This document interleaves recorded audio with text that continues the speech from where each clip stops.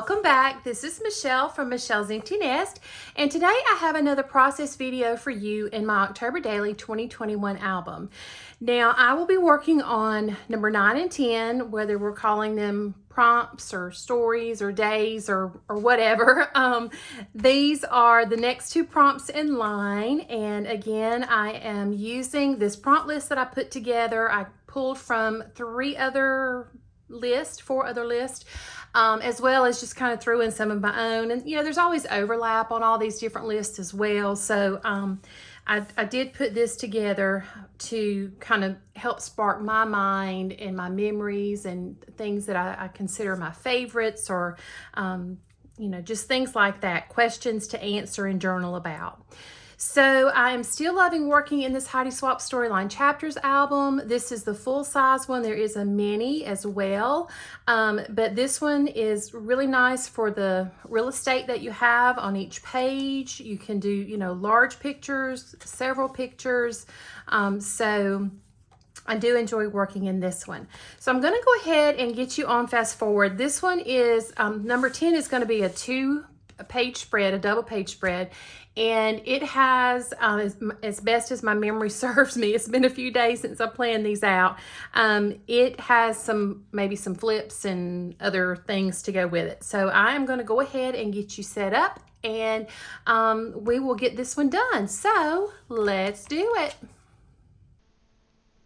Okay, I'm going to go ahead and get everything pulled out. There's a lot of stuff in this envelope today, and there's lots of moving parts and pieces. It just kind of happened that both of these layouts were, especially the second one's, a little intense in the put together part and in the journaling part especially.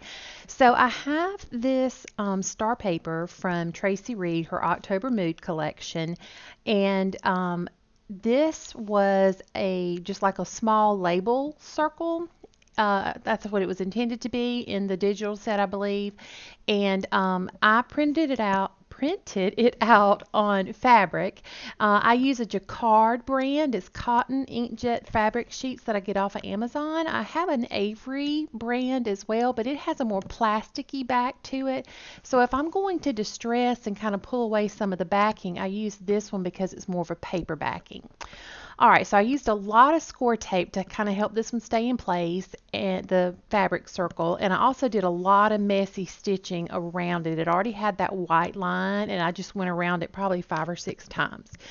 So now I'm creating this, what's going to end up being a pocket. So I only put score tape on the back on 3 sides.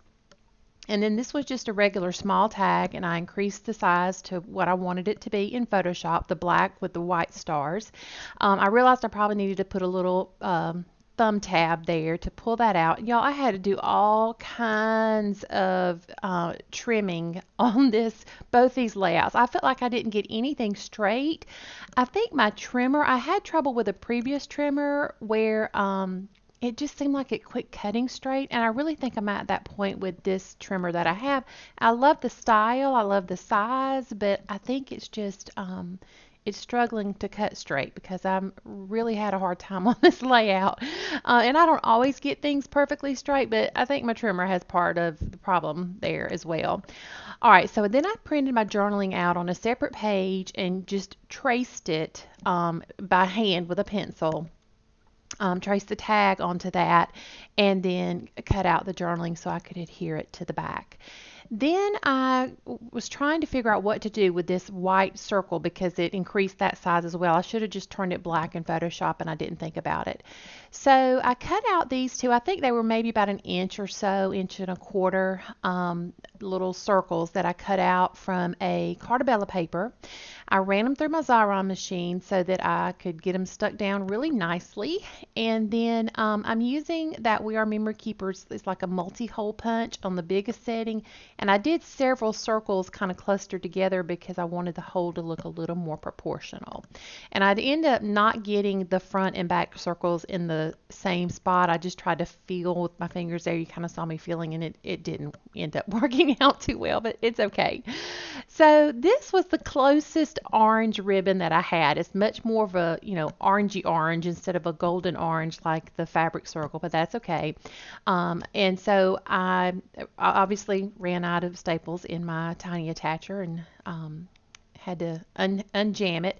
So I did 3 staples along that ribbon because I knew it was going to be too slicky to stay and kind of in a, an awkward place that it needed to be a little more sturdy.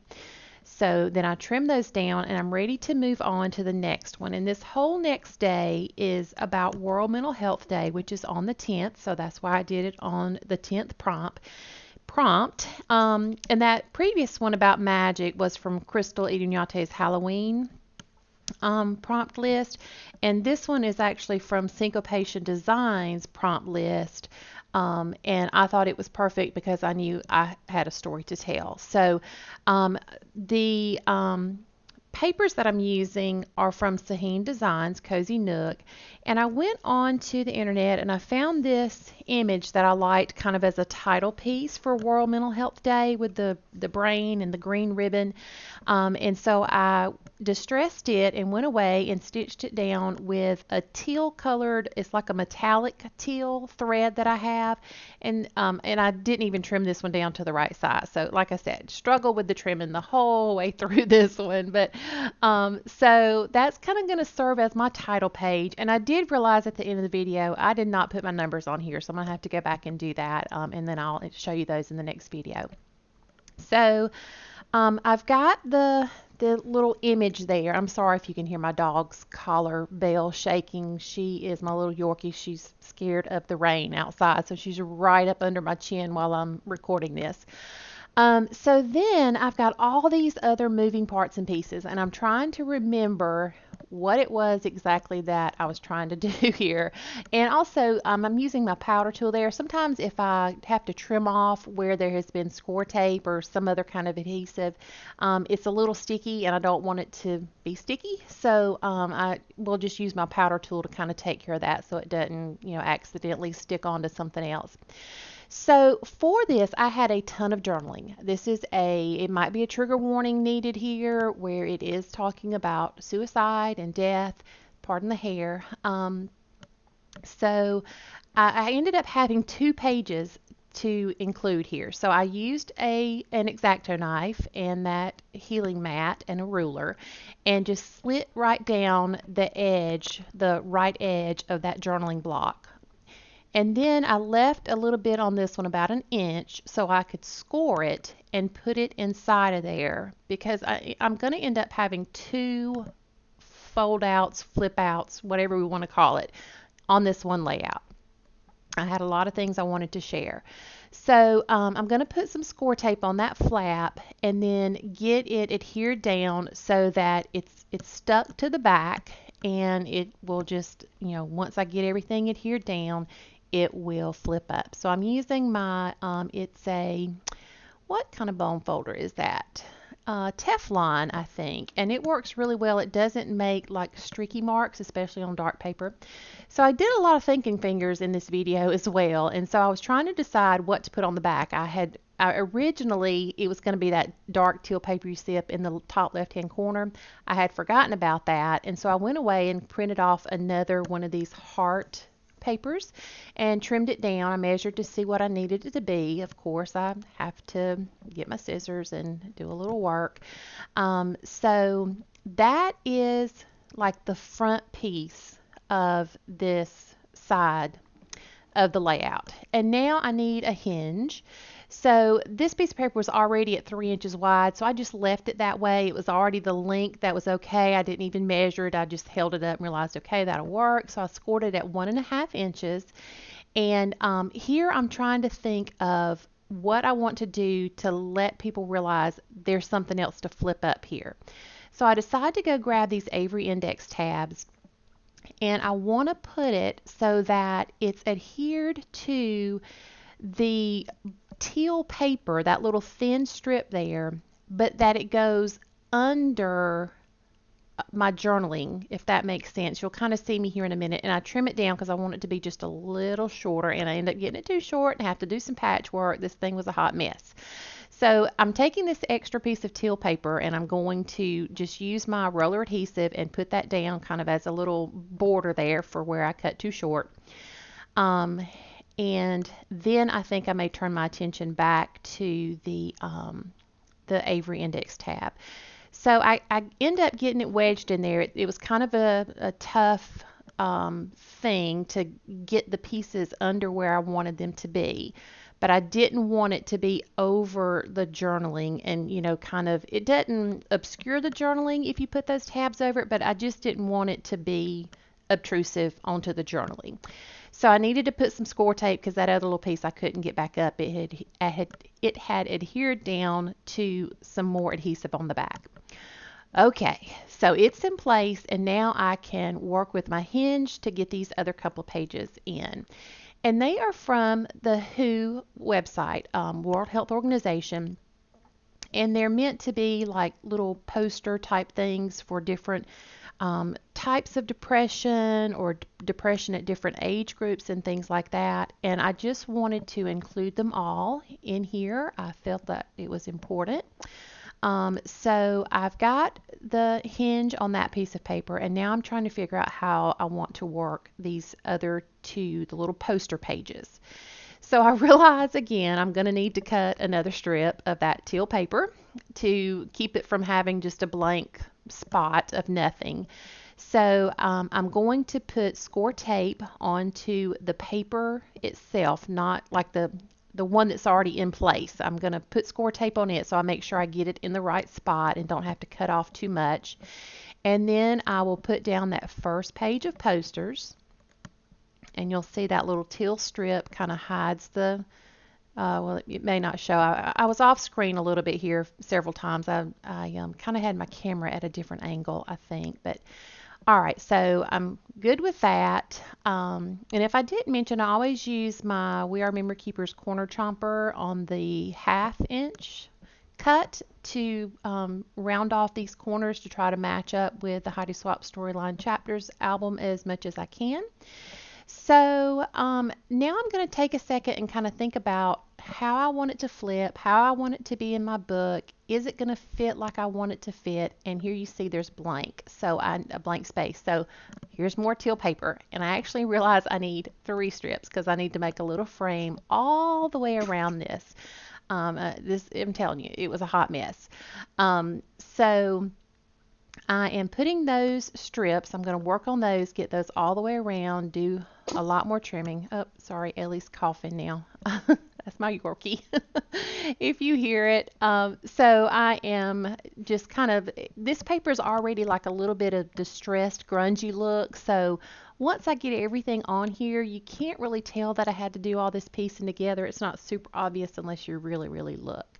But I just didn't want the blank page to show because nothing else in my album has the actual pages from the album showing. I've covered them all. And that's why she's getting very chunky. All right, so I put some more score tape on that side of the hinge and got that piece of the little poster page in place. And now I can score tape the whole contraption and get it put down onto the page. Okay, so we're going to do that. And it's looking good. It ends up looking, pretty much how I wanted it to. I just kind of took a roundabout trip to get there. All right, so rounding off corners again, and now I want to figure out how to flip up the front flap that has the journaling. So I'm going to think about that for a minute with some finger tapping.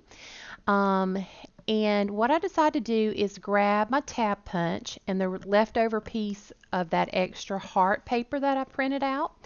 And I'm going to do 2 so that I can adhere from front to back so there's not a raw naked edge on either side. And then I'm going to just take my stapler, my little tiny attacher again, and I kind of play around with where I want to put the tab. I kind of wanted it on the side. I kind of wanted it at the middle in the top, but it just made more sense, I think, to put it there. based off of the other tab I had already put into place. So a little bit of adhesive there, roller adhesive, just to keep it in place until I can get it stapled down. And then I'm going to grab that December Daily Tiny Phrases stamp set from Allie Edwards that I have used almost every time I've needed something for one of these little Avery index tabs. I can find something that works. And so this one, I decided on the stamp that said the reason why. And so I'm just using the scrapbook.com black premium dye ink is my ink that I typically use. And I'm going to stamp that down on both sides of the label, get it put into place, and then that kind of finishes us up. And I do get a little almost choked up here when I come back to talk to you. This is important to me. It's something I feel strongly about, but I'll be here in a second.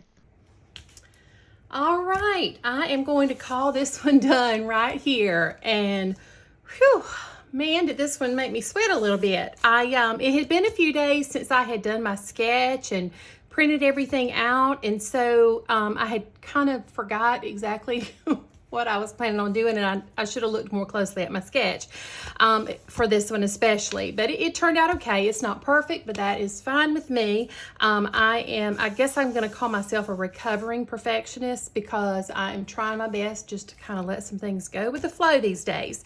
So I like how this one turned out with the fabric. I wanted to kind of introduce that different texture. I love to print on this fabric, and the messy stitching and all that's, right up my alley.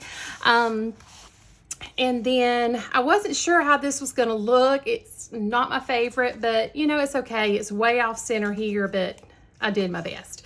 The important thing is, that I've got some journaling there about my thoughts. And so I like the big tag, so that's okay. And then for this one, I didn't realize I had so much to say until I actually started typing, and I felt like sharing a lot more of my story at this point. If you've been with me for a little while, you'll know that back in March, I got into a very dark, deep depression and had some suicidal thoughts. Began to type out a plan of what I would do, and so I had to reach out for some help. I needed to spend a few days in a mental health facility getting some help, therapy, counseling, just getting the help that I needed.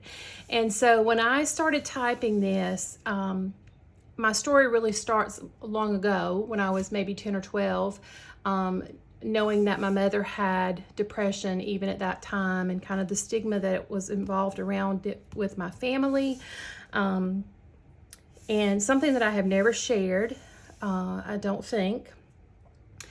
Not only did my father commit suicide, but he also turned the gun on his girlfriend at the time, before he shot himself. So saying that your father committed suicide, that he went through it, that's hard enough. Saying the word out loud that he's labeled a murderer, that he took someone's life, that is extremely difficult and vulnerable, and opening up yourself for people to maybe form an opinion of you that is really not true at all, an opinion about your father or your family that probably is not true at all. So I just felt like I needed to tell a little more of the story here, and so that's what I did. And then I also wanted to include these little slides. I ended up getting a little bit of it cut off because I didn't get everything exactly straight, so I had to do some trimming and patchwork, but I wanted to include these. They're from the WHO, World Health Organization website, and there's great information here, and I wanted it to be here on my channel in case anybody needed to see it. There will be close-ups at the end. There will be close-ups over on Instagram as always.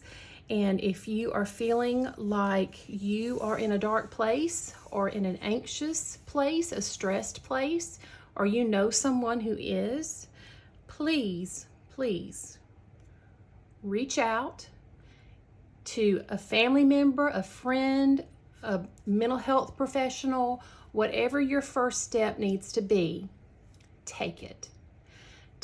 For me, it was reaching out to my husband, to actually opening up to how dark my thoughts had gotten. And then, of course, his insistence that we go and get the help that I needed, and his support really helped me to heal quicker than I thought. Is it the end of my story? No. Could I get those thoughts again one day? Yes. And so that's why we need to end the stigma. That's why we need to be able to talk about our mental health, just like we do our physical health. And I journal about a lot of this in my page here. So I am going to stop here and go take a few deep breaths. If you enjoyed this video, I would certainly love a thumbs up down below. If you have not already subscribed to my channel, I would love for you to do that and become a part of my little YouTube family. And also follow me over on Instagram, where I post a lot of other things that just don't make it over here to YouTube. So I will see you in the next video.